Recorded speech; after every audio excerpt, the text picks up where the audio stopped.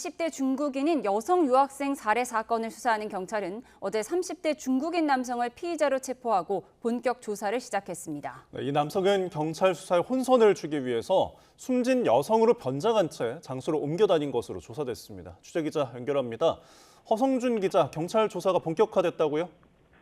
네, 피의자 정모 씨는 어제 저녁 7시 반쯤 경북 경산시 하양읍에서 체포됐습니다. 현장 검증 등을 거쳐 밤 11시 50분쯤 경산경찰서로護送됐는데요.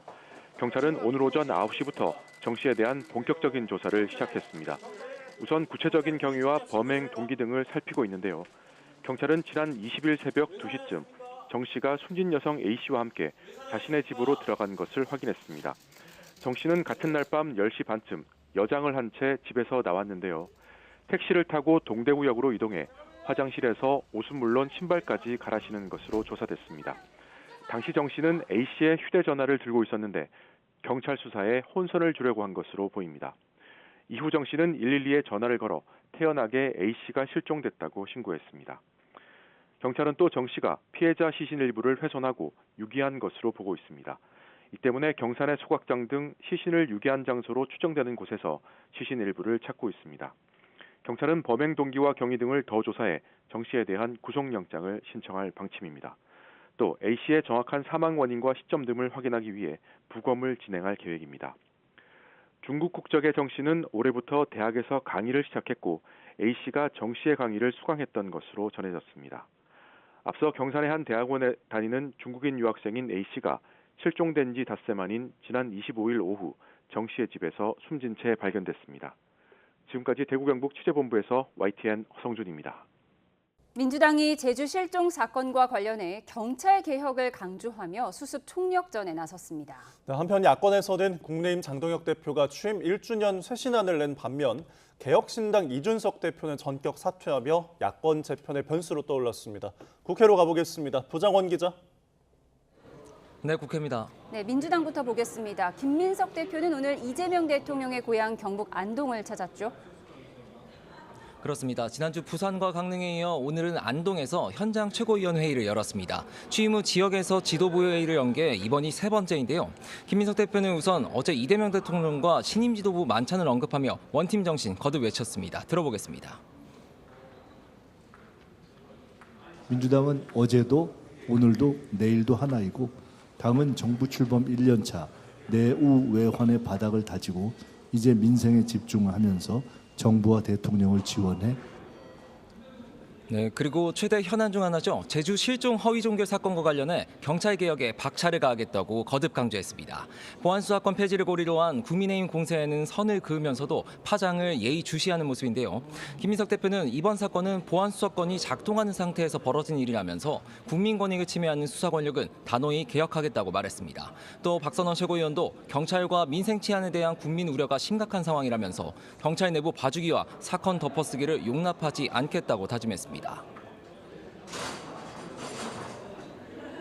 네, 오늘 야권에서도 이벤트가 많았습니다. 국민의힘 장동혁 대표는 취임 1주년을 맞아 혁신안을 내놓은 반면에 개혁신당 이준석 대표는 사퇴를 했죠. 그렇습니다. 장동혁 대표 취임 1주년 기자회견을 열고 당 혁신 방안을 발표했습니다. 지난 1년 흩어진 보수를 결집한 데 이어 이번에는 이제는 민심정당으로 도약하겠다 일성으로 밝혔는데요. 들어보겠습니다. 안으로부터 개혁하고 완전한 변화를 이끌겠습니다. 결집된 당심을 토대로 민심의 바다로 나아가겠습니다. 하지만 역시 방점은 당원과 당심에 찍힌 모습이었습니다. 당내 선거에 당원 투표를 도입하고 공직 후보자와 당협위원장 선출에 당원 참여를 약속하면서 논란이 됐던 당협위원장 직선제 추진 의지를 재확인한 겁니다. 당내에서는 강성 지지층 정치를 이어가겠다는 것 아니냐, 연임 포석이란 지적도 나왔는데요. 이를 두고 장동혁 대표는 조금 전 YTN에 출연해서 지금 연임을 이야기하기엔 맞지 않다고 선을 그으면서 총선 승리에 교두보 역할에 집중하겠다고 답했습니다. 대조적으로 같은 보수 보수 야권이죠. 개혁신당에서는 이준석 대표가 취임한 뒤 1년을 만에 전격 사퇴했습니다. 지방선거 참패와 정의한 부산시장 후보 피습 자작극 사태까지 여러 잡음과 당세 침체에도 쇄신 동력을 좀처럼 찾지 못하면서 물러나기로 한 겁니다. 이준석 대표는 당의 자강과 쇄신을 위해 여러 제안을 했지만 충분한 호응을 얻지 못했다고 직접 사퇴 배경을 밝혔습니다. 쇄신 방향과 방법을 놓고 내부 균열이 있었던 건데 다른 지도부도 함께 사퇴하면서 당분간 천하람 원내대표 대행 체제로 새 지도부 선출에 나설 계획입니다. 이준석 대표는 일단 탈당은 하지 않고 계속 당에 몸담을 예정인데 향후 야권의 판도 재편의 핵심 변수로 떠올랐습니다. 조금 전 속보로도 전해드렸는데요. 5.18 폄훼 논란을 빚은 국민의힘 이진숙 의원의 제명 결의안이 조금 전 본회의를 통과했죠. 그렇습니다. 국민의힘 이진숙 의원에 대한 제명 촉구 결의안이 더불어민주당과 범여권 주도로 통과됐습니다. 무기명 투표가 이뤄졌는데 국민의힘 의원 대부분 표결에 불참했지만 통과는 막지 못했습니다.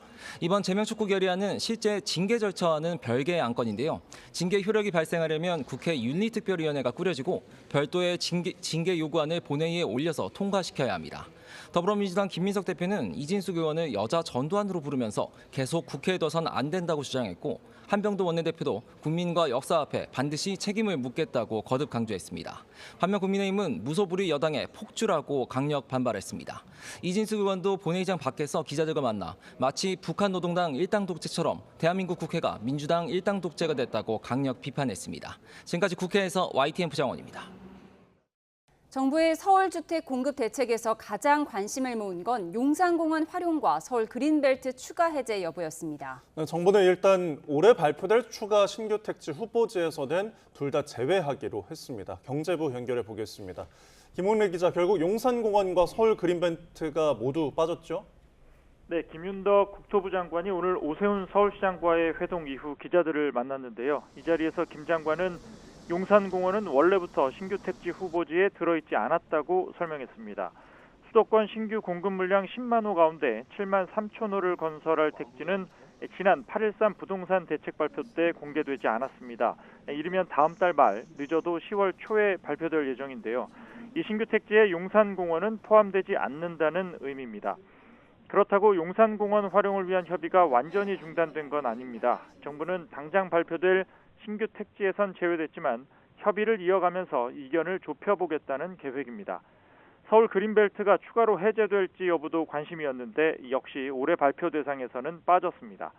김희타 국토교통부 1차관은 최근 KTV에 출연해 서울 그린벨트 지역도 신규 택지에 포함되지 않는다고 밝혔습니다. 김 차관은 서울 그린벨트를 빼더라도 수도권에 7만 3천 호를 새로 건설할 수 있을 것으로 본다고 설명했습니다. 지금까지 경제부에서 전해드렸습니다. 제주에서 석 달 전 실종된 장미란 씨가 결국 숨진 채 발견된 가운데 사망 경위를 둘러싸고 의문이 잇따르고 있습니다. 실종 신고를 허위 종결한 경찰관 부모 경작은 구속됐고 경찰은 허위 종결 가능성이 있는 10건을 발견해 확인하고 있습니다. 현장에 YTN 취재기자 나가 있습니다. 김근우 기자. 네, 장미란 씨 시신이 발견된 야자수 농장에 나와 있습니다. 네, 장미란 씨 사망 원인에 대해서 의문이 잇따르고 있죠. 그렇습니다. 장미란 씨는 지금 제 뒤쪽에 보이는 저 야자수 농장에서 숨진 채 발견됐습니다. 실종 104일 만이었는데요. 이 장기 투숙하던 숙소에서 불과 400m 정도밖에 떨어지지 않은 곳이었습니다. 이 실종 이후로 거의 석 달이 넘는 긴 시간이 지나다 보니까 부패 상태가 심하고 지문이 소실된 상태였는데요. 그렇다 보니 부검과 치아 감정이 이뤄졌고 결과적으로 장미란 씨가 맞는 것으로 확인이 됐습니다. 경찰은 조금 전 브리핑에서 사망 시점을 정확하게 확인하긴 어렵다면서도 장 씨가 외출한 이후 다음 날 새벽으로 추정된다고 밝혔습니다. 문제가 되고 있는 건 사망 경위입니다. 경찰은 시신의 자세와 상태를 볼 때 타살을 의심할 만한 정황은 없고 극단적 선택으로 추정된다고 밝혔습니다. 부검에서 골절이 발견되지 않았고 시신 발견 현장에 낙엽이 흐트러지지 않은 등 다투는 적도 없었던 겁니다. 시신 부패가 심하긴 했지만 주저흔과 방어흔을 발견할 수가 없었다는 점도 근거로 들었습니다. 하지만 야자수 나무는 굵은 가지가 옆으로 뻗지 않고 날카로운 가시도 많아서 극단적 선택은 어려울 거란 의문도 여전합니다. 숨진 장 씨의 남자친구도 극단적 선택을 할 만한 정황은 없었다고 밝혔는데요. 경찰은 정확한 사망 경위 확인을 위해 휴대전화를 포렌식하고 DNA를 채취해 긴급 감정을 의뢰했습니다. 하지만 만약 범죄 혐의점이 있었다고 해도 발견이 너무 늦어서 확인에 어려운 점이 많은 상황입니다. 네, 구속된 부경장이 담당한 다른 실종 사건에서도 허위 종결로 의심되는 사례들이 나왔다고요? 그렇습니다. 부경장은 지난해 3월부터 제주 서부경찰서 실종수색팀에 근무하면서 298건 정도의 실종 사건을 처리했습니다. 경찰은 부경장이 담당한 이 실종 신고들을 전수조사하고 있는 상황인데요. 이 가운데 10건 정도는 이 장미란 씨 사건처럼 허위로 종결했을 가능성도 있다고 의심하고 있습니다. 이 가운데 실종자와 연락이 되지 않는 경우도 3건 정도 있었던 것으로 알려졌습니다. 경찰은 구체적인 상황을 확인한 뒤 공식적으로 결과를 밝히겠다는 입장입니다. 부경장의 범행 동기를 밝히는 수사도 이어지고 있습니다. 경찰 조사에서 부경장은 실종자와 분명히 연락을 했다면서 혐의를 부인하고 있습니다. 하지만 통화 기록이 없고 장 씨와 관련된 전산망 기록에는 교통사고 사망을 입력하는 등 모순이 드러나자 실수였다는 취지로 해명한 것으로 알려졌습니다. 경찰은 장미란 씨의 휴대전화를 포렌식하고 있는데 외출 이후에는 통화 기록이 없었다고 밝힌 상황입니다. 경찰은 프로파일러를 투입해 부경장 진술의 신빙성을 분석하고 범행 경위를 규명할 방침입니다. 또 지휘계통인 전현직 제주 서부경찰서장과 형사과장 등 4명을 대기 발령하고 감찰에 착수했습니다. 지금까지 제주 한림읍에서 YTN 김근우입니다. 청주를 비롯해 전주와 인천, 부산 등 전국 주요 법원에 폭발물을 설치했다는 협박 메일이 수신됐습니다. 네, 군과 경찰이 수색 작업을 벌였고 만일의 사태에 대비해 재판이 중단되고 직원들이 몸을 피하는 등 소동이 빚어지기도 했습니다. 자세한 내용 취재기자 연결해서 알아보겠습니다.